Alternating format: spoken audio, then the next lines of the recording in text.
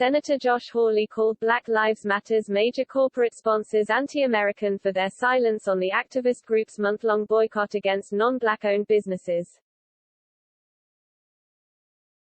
His comments come in response to Black Lives Matter's Black Xmas campaign that urges consumers to only purchase Christmas and holiday goods from black vendors. Amazon, Microsoft, Intel and Airbnb are among the major corporations that have announced donations to the Black Lives Matter movement. They are anti-American in so many ways, the Missouri Republican told Fox News.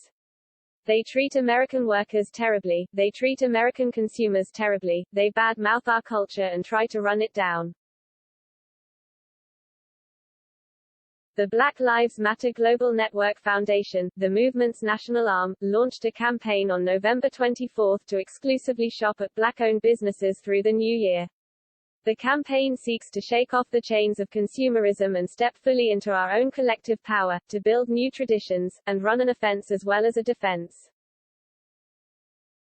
It also calls for people to move your money from white corporate banks, that finance gentrification, prisons, and environmental degradation, to black-owned ones.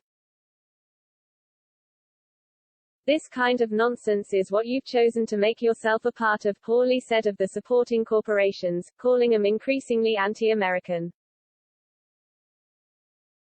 What they wanted to do is contribute money to BLM, and say, "We're woke, you know, we get it, don't come after us," he told Fox News.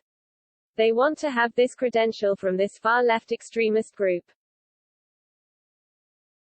And then they want to go right on ahead and keep doing stuff that actually hurts American workers, that actually drives up prices for American consumers, and it hurts the middle class, Hawley continued.